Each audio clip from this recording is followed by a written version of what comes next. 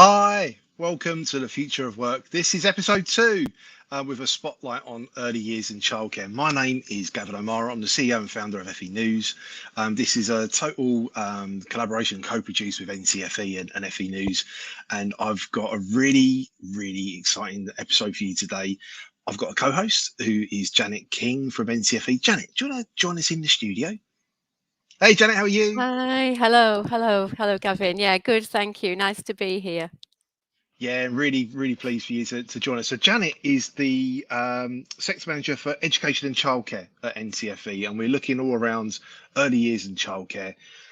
And we was having a chat because there's a green room before you sort of joined. We had a little bit of a chat in the green room. There's a lot happened in early years in childcare. We've got two really cool guests. We've got Gary and Jill. I was talking to Gary early before everyone sort of joined. It's a bit early, and we joined talking about there's a lot for our little ones where we've got to be obviously safe as we can with what's been happening with the pandemic, but also be very conscious of their learning and development needs and masks and sort of being conscious around being caring and stuff. So I mean, what are the Absolutely. main challenges at the moment, would you say, Janet, around the childcare sector at the moment?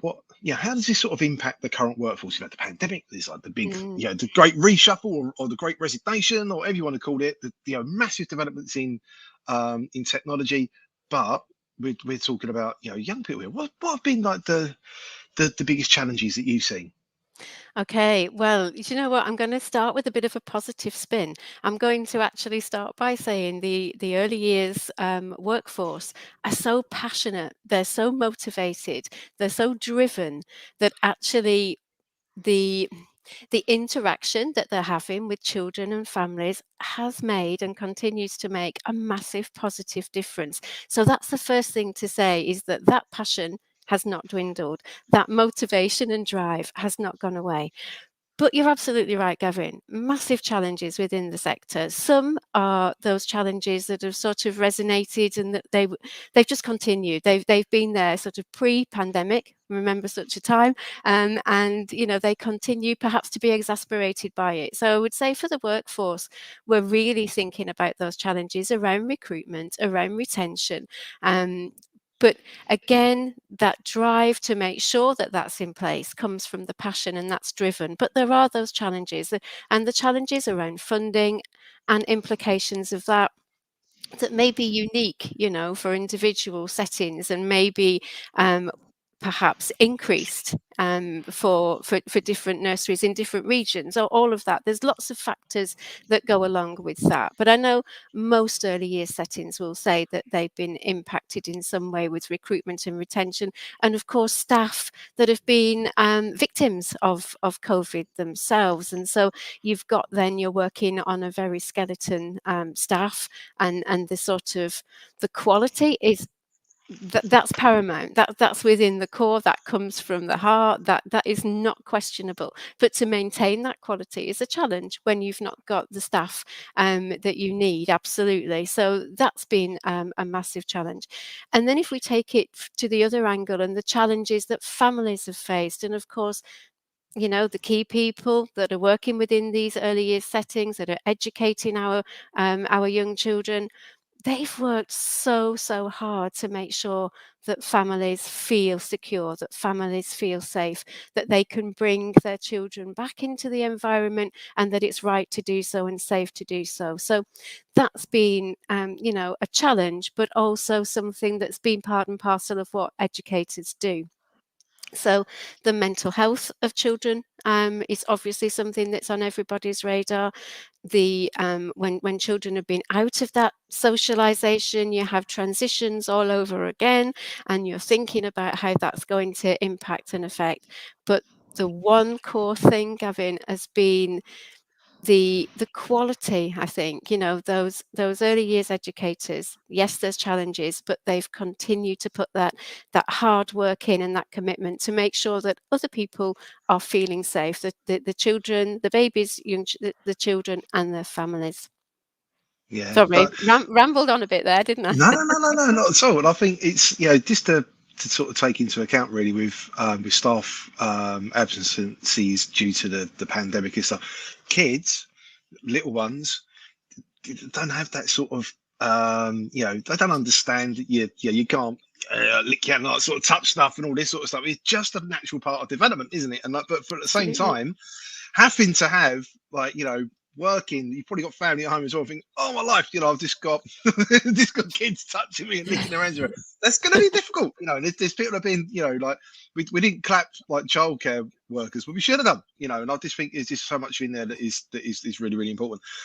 What was interesting about time of the pandemic and everything going on, T levels. So I wanted to ask you, NCFS, wanted to ask you, how do you sort of see education and childcare T levels can have an effect on future early years and childcare workforce? Because it was interesting timing, with the pandemic, with all of this going on. Then you're looking at new quals, and what does that sort of mean for impacts? What are your sort of views on that? Okay, well, the feedback that we've had from the pilot providers and from the providers that have started to deliver the T-level in September 21 has been amazingly positive. It is being well received by students. We have such comments, such really good positive comments from the staff who are delivering it, and also from the workforce who are receiving these students. And they're going to be coming out into the workforce from sort of summer 2022, from this year. So I think the timing, I mean, it's unfortunate that we've done a pilot through a pandemic. What can you do about that? And so that's going to have some sort of impact on the way that assessment has been done, obviously across all of the assessment profiles with any external assessment. However, the news is good, and I think the T-level has given an opportunity to actually look at the criteria, to refresh it. This is a sector that deserves professionalisation within the public perception, and the T-level is leading the way for that. It's not an elite qualification, but it's an elite sector that they're going to work in, and I think it's very important that that training is as good as it possibly can be, and the T-level is allowing for that. Now, there are many different, the routes. There are the apprenticeship route, we've got the T-level route, and so on. And they've all got a place. They've all got a purpose, because it just depends on what that student needs. We've got to be student-centred. But the T-level is allowing for that sort of hybrid in a very good way. So you've got your sort of your A-level achievement in terms of theoretical conceptual knowledge, and you've got that application because you're looking at, if it's in the early years, you're looking at the early years educator criteria. If we're thinking about assisting teaching, then you're looking at spending some time within schools. And if you're looking at mentoring, then you're looking at the role of a mentor in educational settings. So what it does is actually give a really good breadth of knowledge and understanding of children from 0 to 19. So children and young people, what do I need to know? And then you've got that deeper dive in the occupational specialisms. So this is a qualification that will help to professionalise the sector, and that can only be a good thing. But the feedback's been absolutely wonderful. Yeah, no, that's really cool. Should we bring in a guest? So we've got Gary and Jill. So it's Gary Simpson from LEAF, so London Early Years Foundation. I had to make sure I was getting that right, Gary. So I know I mentioned it earlier. And Jill Mason from Kids Planet Training Academy. Gary, Jill, do you want to come and join us in the studio? Hey, Gary. Hey, Jill. How are you? Hi. Thanks for joining us today. So I wanted to kick off. So what do you see the biggest skills gaps to be in the current workforce? And do you see these gaps growing over the next year? Gary, did you want to kick off? I can only reinforce what Janet said with regards to the conundrums of recruitment, and the fact that over the past, goodness knows how many years, we've seen a dip in the amount of people that are choosing early years as a career, and joining the workforce. And that's had an impact. It has an impact on recruitment in individual nurseries, and also on the impact of the children themselves, for having wonderful, amazing people come into their environments and actually enjoy spending time working with them. So for us, the challenges are encouraging more people to see early years as a career option. And as Jill said, with regards to T-levels and other opportunities, seeing pathways to build on your career in early years and see those opportunities in early years to really make a difference in society for our youngest children. Yeah, Jill, did you want to add anything to that at all?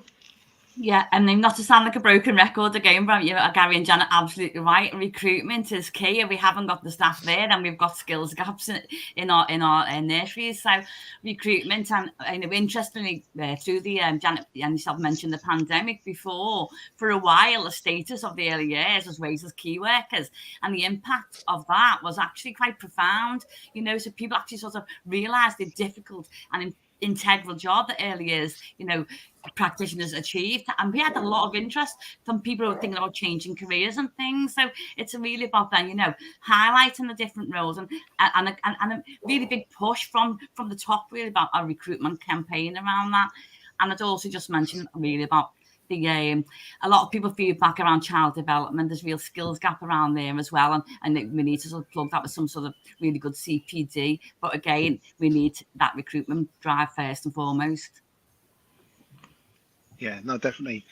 Janet, we were talking about a couple of things, and you was particularly, I know you had a couple of questions for Jill, because you know them well. Yeah. So I don't know if you wanted to sort of hand over to you for this next bit, because Yeah, sure. particularly around sort of continuing professional development and such, really. Yeah. So, I mean, I'm interested in sort of your perceptions, Jill and Gary, in terms of what those skills gaps are, and how education and continuing professional development can make a big difference there. And I just want to share a little bit about what we're doing at NCFE, and see what you think. It's a bit of a risk-taking sort of thing to do, but I'm going to do it anyway. So we're looking at sort of induction booklets. We're looking at mentoring, supervision, things that are free for the workforce to actually, to use. And I'm thinking those newly qualified students that are coming on board now, that have had some experience, they've met the EYE criteria, but through maybe that risk-rated approach where they've not had the same amount of time. So if they've not been doing this as part of an apprenticeship, they're doing it as a T level, or they're doing it as another vocational technical qualification. They've had limited time in their placement. So do you think something like induction would help to take some pressure off, where the workforce, have got something that's documented? And also we've got the CPD, where we look at CPD carousels, we've got careers toolkit, and we've also got a child development unit that stands alone as well. So do you think those sorts of things would help to help with, with the gaps? We've not got a magic one with the careers and the retention, but these sorts of things help, I think. What do you think? I'd say anything that helps to support keeping things going in nurseries with opportunities that make things easier is always going to be a win. Nurseries are busy places and they're dynamic. We have ratio-bound staff and children. There's lots of complexities that we have to kind of organise and manage. And I'd absolutely agree that induction is an incredibly important thing when you're going into a new place. If you're brand new, you don't know where to hang your coat, let alone what's expected of you. So anything that kind of embeds and helps people to understand and makes connections to why we're here is always going to be useful, because we want to induct people into that idea of working with the children and being around and supporting the children's development.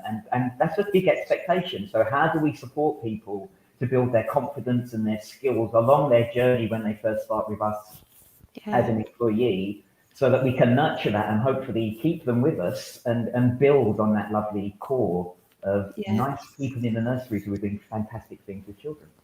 Yeah, absolutely, because that's the danger, isn't it? That they will, they will get their qualification, they'll come, they'll do some work, and then they may sort of move on. It's about that nurturing, isn't it, and being able to keep that individual. Yeah, I mean, it's important to get it right from the start, as Gary mentioned then as well, coming into a busy environment, and we need to take stock of that and take time to reflect. And the induction side of things is of paramount importance, and Ofsted always zoom in on that, so how is your induction? How we can't be setting people up to fail. We need to get it right from the very start. I also like your idea of a carousel of, CPD opportunities, because as new roles are emerging, as new roles are coming on board and higher profile through the pandemic, like the Senko role, the Panko role, and all of those new roles, they need support and with valid, recognised qualifications to build those careers and to support retention. Because if we're, developing our teams and they're seeing the opportunities and how they can progress, then all of those with a bona fide qualification make it really, really, relevant and it really helps retention. Yeah, no, definitely. And I think it builds that if we could have that induction, that maybe supervision that becomes more structured, in early years and things like that, like it is in other centres and all in other sectors. And also the idea of maybe, having some appreciation of a newly qualified, we got your NQT for teachers, but, early years educators, early years practitioners, they're expected to hit the ground running, and there's no appreciation of that always, especially, and I'm generalizing, but, in very busy work settings, this can be difficult. So, yeah, that's good to hear. Thank you. Yeah, and I think it's interesting as well that, I'm a parent. I've had kids in childcare settings. You're juggling a number of things. Like you mentioned Ofsted, you're juggling parents' high expectations that their kid's going to do whatever or just be safe. And it's just like, there's a lot of things to sort of to cover there. And I think it's interesting, Jill, that you're talking around like progression routes for people as well, around retention, because it's one thing recruiting and developing, but like you're saying, Janet, it's retaining, isn't it? Is the most important, and that's CPD and sort of, bringing someone in for the whole sort of, for a period of time to help them progress in their career, isn't it? If you know what I mean. I think that's really interesting what you guys are looking at there. Can I ask, what do you sort of see the future of this is around future of work is this whole season? So what do you see the future of work to look like in early years and the childcare sector? And what type of, you touched on it a bit there, Jill, really, what type of roles do you see more and more sort of changing and developing in the sector in the coming years? Jill, did you want to kick off? Because you mentioned a bunch of different roles there in the first place. Yeah, sure. And so obviously, those roles, are becoming more and more increasingly important, really, in the sector. And looking at those, the early years, and some of us have been involved for a very long time in early years, and we've seen the growth. And I mean, we hear comments like, oh gosh, we're more like social workers sometimes, and all those additional skills and linking with families and working with parents, and there's a wealth of qualifications out there that we should be sort of like funding and developing our practitioners to have those additional skills. And obviously, post-pandemic, we've had a real focus on children not being able to play. So play work disappeared, and play work's coming back on board again, which is only a good thing. It never went away, but actually, it's really important our children are outdoors, are playing, and reclaiming play really for our children, really pushing that whole agenda. And also, gaining some parity with some higher level qualifications as well. So our early years teacher trainers, our EYITTs, is having the parity that they would have in schools as well would really help, sort of push the careers forward within the early years sector as well. Yeah. I absolutely agree. I think that when it comes to how we're supporting in nursery environments, it's not just what we're doing in the nursery, it's actually how we're helping in the community and how we're helping our families. And that gives us a wonderful opportunity to be very supportive, but actually has obligations to actually enable good, effective support to happen. And that comes from training, it comes from development, it comes from us all sharing our wisdom with each other, which links in with those things about induction and other elements of bringing someone in.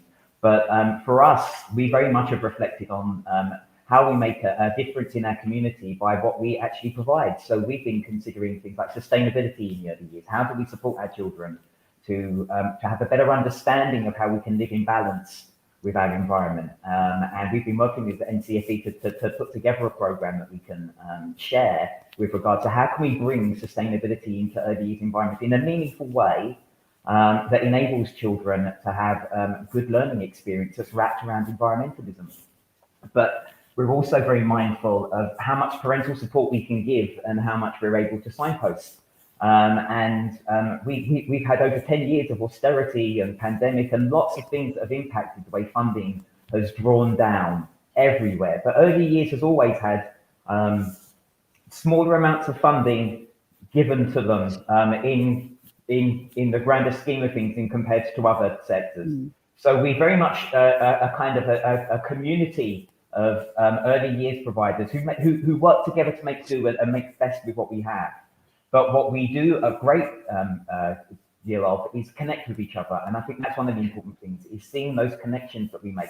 Because a good early years teacher, practitioner, if they work from one setting to another setting, if they're good, we want them to go off and work in lots of nurseries that be wonderful with the children. So I think CPD comes around that person and what they need and how we nurture them. And in some cases that can be a very unique experience, but I think broadly speaking, there are other key things we need to connect with. And I absolutely agree with Jill with regards to SEND provision and how we're supporting our children in our nurseries that are on the spectrum of having special education needs and disabilities.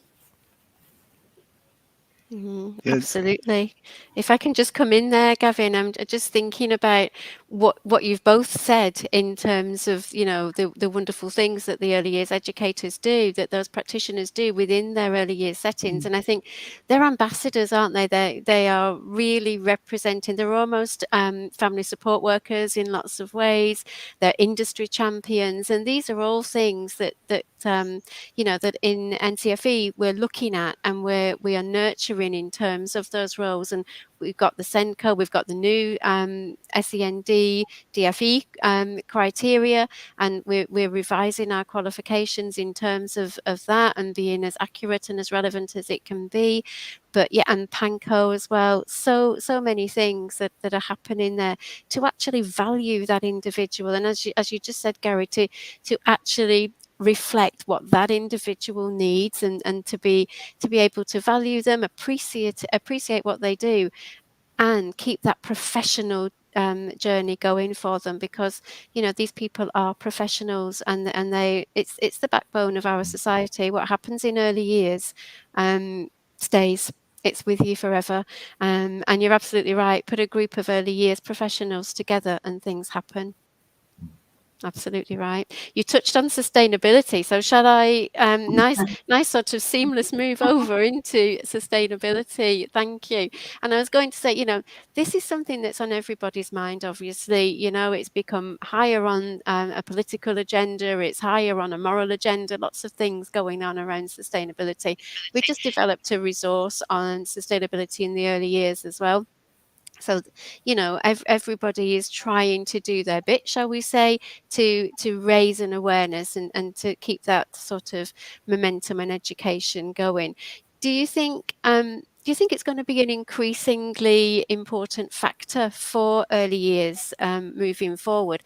And I think, you know, we see maybe young people could feel a little bit anxious about this, and because, you know, what do we do? What can we do about it? We're feeling out of control. And actually there are small things that can be done, aren't there? And small things that can make a big difference and relieve some of that. And I think that can start in the early years. So I don't know what you both think. Gary, it might be good to come to you first, because you mentioned sustainability. You brought it onto our agenda. Yes, I mean, it's very much been in our mind for a while now. How do we help our children connect with our environment and the impact that we're having on our environment in a way that's meaningful, but also gives learning opportunities? Because it's an opportunity. It's an opportunity to take all of those wonderful things about learning about nature, how we take care of the planet, and contextualizing them in early years to make sure that they're age stage appropriate, but are great learning opportunities for our children. So we've been very, very mindful of the different ways we can implement this in nursery environments. But one of the reflections that we've had over quite some time, putting in a few activities and themes and lots of kind of ideas around sustainability is the impact it's having on our children. And the only way I can think of describing this is as a social influencer.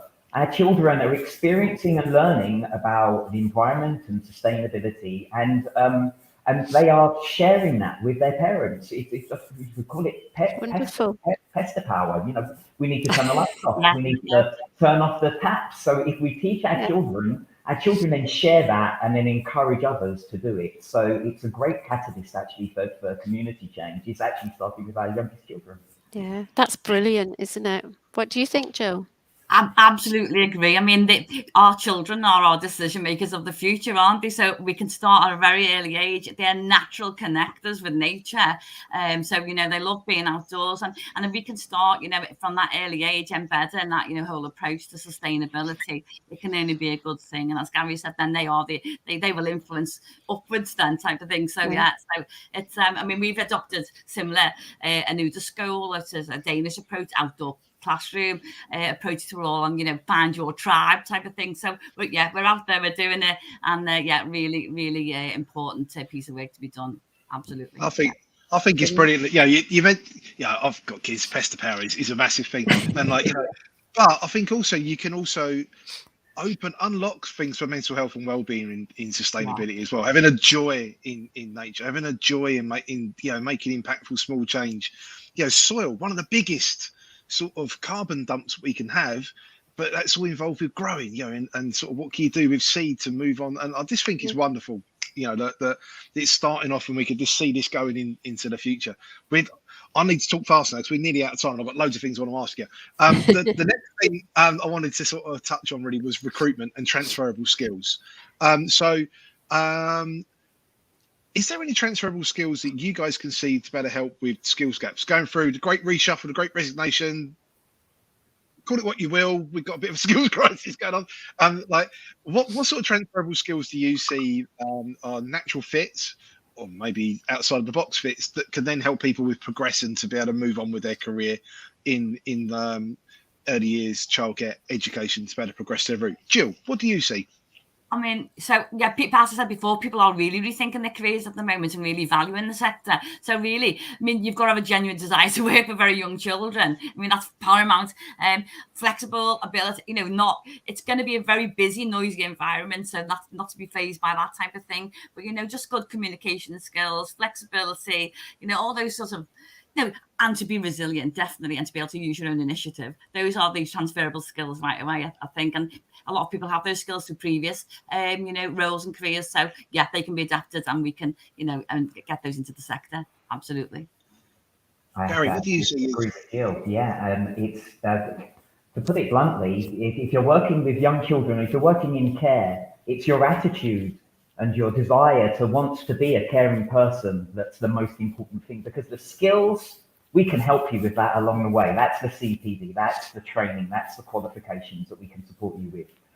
So if you've got that lovely behaviours of wanting to be a nurturing person and support our youngest children, the skills that you need along the way, you'll get those from training, you'll get them from your colleagues, all of that will happen.